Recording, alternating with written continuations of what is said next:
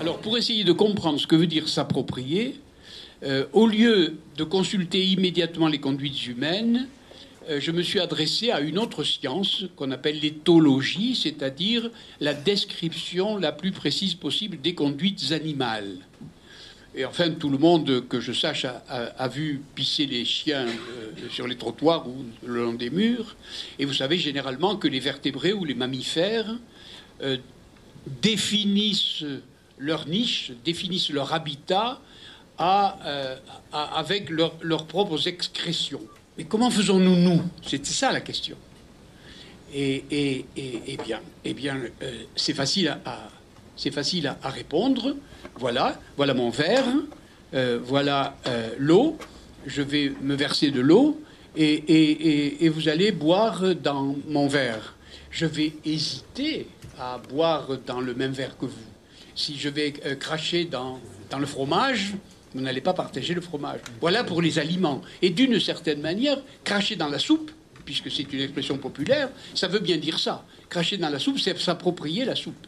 Et cette soupe-là, personne plus va la toucher d'une certaine manière. Bon. Alors ça, c'est vrai pour l'alimentation. Ça, c'est quelque chose qui tombe sous le sens. Donc, nous faisons bien comme les animaux. Mais pour habiter, est-ce qu'il en est de même? Je crois. Je crois parce que ce soir, je vais coucher à l'hôtel, puisque je ne vais pas rentrer à Paris, j'ai plus le temps. Et l'hôtel sera bon ou sera excellent dans la mesure où il va ouvrir sur une chambre propre. Mais demain matin, quand j'aurai couché dans ces draps, lorsque j'aurai sali ces serviettes, est-ce que vous allez y coucher, vous? Et si le propriétaire de l'hôtel vous donne la même chambre que moi, sans l'avoir nettoyé, vous n'y rentrerez pas. Et vous n'y rentrerez pas pourquoi? Parce que l'ayant sali, je me le suis approprié comme le chien que je viens de citer, comme le tigre ou le rossignol que je viens de citer. Et donc, c'est vrai pour l'alimentation, et tout d'un coup, ça va être vrai pour l'habitat. Donc, c'est pas conventionnel. Alors, où est le fondement de la propriété? Chez les animaux. Voilà. Alors, ma première attaque de la question de la pollution, ça a été de dire, eh bien, si vous voulez du propre, il faut le salir. Et théorème 1, le propre, c'est le sale. Oui, c'était la première idée. Et par conséquent, dès le moment où, pour s'approprier, vous salissez l'endroit en question, eh bien, il y a un autre mot pour dire salir, c'est polluer. Alors, la différence qu'il y a entre le dur et le doux, je l'emprunte évidemment au vocabulaire de l'informatique, entre le soft et le hard, le matériel et le logiciel, c'est-à-dire les supports matériels des messages et le contenu significatif du message. Alors, premièrement, il y a eu de la pollution dure, et tout le monde est d'accord là-dessus. On sait ce que c'est que le CO2, on sait ce que c'est que les pétroliers qui font naufrage au large d'Ouessant ou au large des côtes bretonnes. Ça, c'est de la pollution dure, on la connaît, on l'a mesurée, on sait quels sont ses dangers, etc. Bon, on peut y revenir, mais là aussi, il y a propriété, appropriation. Mais deuxièmement, il y a une pollution douce qui est aussi importante et peut-être plus importante pour nous que la première. Alors, quelle est cette pollution? C'est la pollution par les messages. Alors, bon, qui d'entre vous, prenant sa voiture, n'est pas rentré dans une des villes de France aujourd'hui? L'entrée des villes. Est-ce que vous avez idée de ce qu'est l'entrée d'une ville? Et je ne sais pas qui, je crois que c'est Charles qui me disait tout à l'heure, qu'il avait vu une photo d'une entrée de ville, vous voyez, d'une sous-préfecture, une préfecture française, où le photographe avait essayé de cacher avec des petites taches blanches tous les endroits de la publicité. Vous voyez, à l'entrée d'une ville, on ne voyait plus rien. C'est-à-dire la ville avait complètement disparu, il y avait simplement le nom de la ville que le photographe avait laissé. Première remarque. J'ai le droit, dit le propriétaire de la marque, de mettre ma marque, puisque j'ai acheté l'espace, le fragment de mur ou l'affiche, c'est-à-dire l'espace sur lequel je mets mon logo. Mais voyons, l'a-t-il vraiment acheté? Oui, il l'a acheté, il n'y a pas de doute, il a acheté, disons, 10 mètres carrés ou 6 mètres carrés sur lequel il met son logo. Très bien. Mais en fait, il n'a pas acheté ça. Il a acheté les dizaines de mètres cubes d'espace perceptif autour de cette affiche. C'est-à-dire, tout d'un coup, cette affiche occupe totalement l'espace. Et donc, ce qui est acheté, c'est pas seulement les mètres carrés sur lesquels est le logo, mais c'est les mètres cubes de l'espace perceptif. Bon, il a acheté ça. Mais il n'a pas acheté que ça. Il a acheté votre perception. Il a acheté votre vue. Il a acheté votre vue, votre lecture. Il a acheté votre sensation.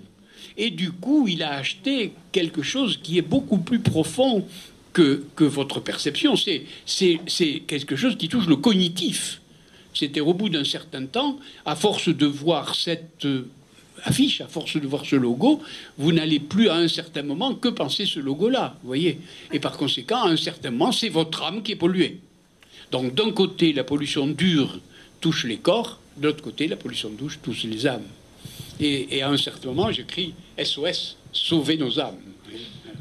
Sur ce livre-là, la question fondamentale que j'ai posée, c'est que, au fond, sur la question de la pollution de l'environnement, les sciences dures sont suffisantes. C'est-à-dire les analyses de la chimie, de la climatologie, de la physique du globe sont à peu près correctes. Donc, c'est pas la peine d'y revenir dessus. Alors, je dis, comme elle ne pose que la question comment, la question pourquoi me reste sur les bras.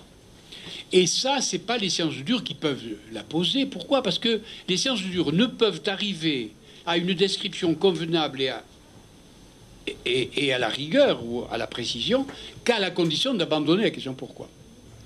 Donc la question pourquoi, elle va appartenir à une autre zone.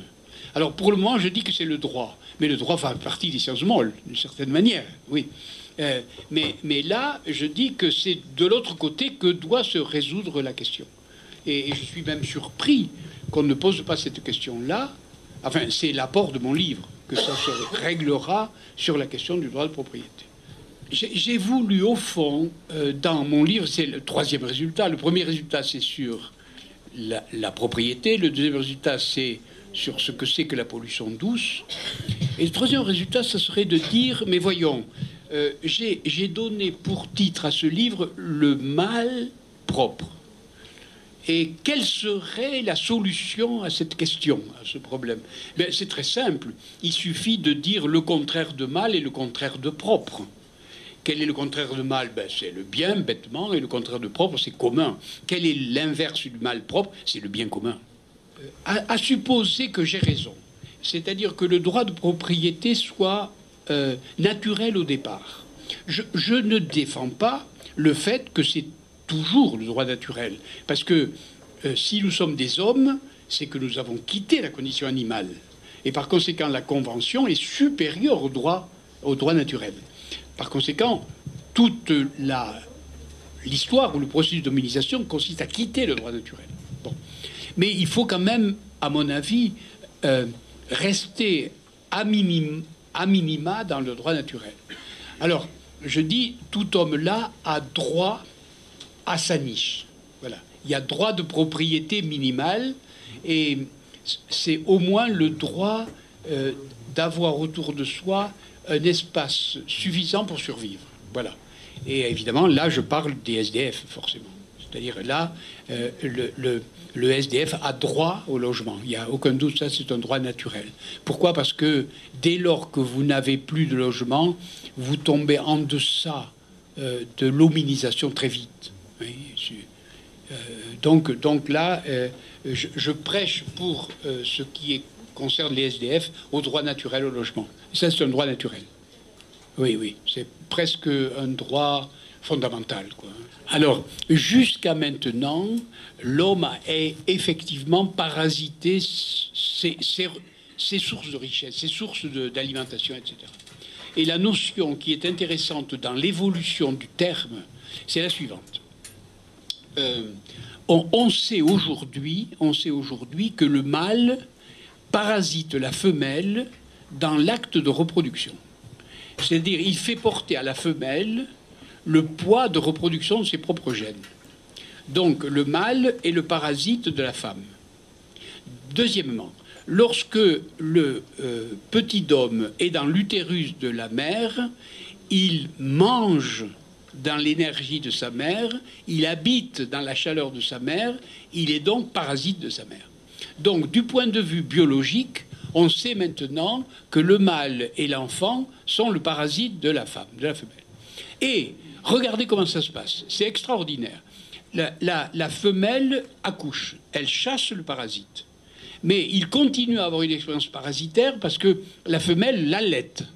Donc il se nourrit de la femelle. Puis peu à peu, après l'allaitement, elle le sèvre. Donc il quitte de plus en plus, et ensuite, après, il quitte sa famille, il va chercher fortune dans le monde tout seul. Et par conséquent, toute la question de l'élevage, de la reproduction, de la genèse humaine, consiste à faire passer le petit homme de parasite à symbiote. Et que toute la question, c'est la symbiose. Et du coup, mon idée, c'est de suivre cette évolution hominienne et de dire, en fonction du contrat naturel, que tant que nous avons été parasites de la planète, disons en gros, globalement parlant, on l'a mise en danger peu à peu parce qu'on avait des moyens de plus en plus forts de vivre sur elle. Et à un certain moment, passant le contrat naturel, il faut devenir les symbiotes de cet hôte-là. Et tout l'élevage du petit homme, et moi je pense maintenant l'élevage de l'humanité, c'est de passer de l'état de parasite à l'état de symbiote. Et c'est ça la réponse à la question. C'est la symbiose la solution. Michel Serres, merci beaucoup d'avoir répondu à nos questions.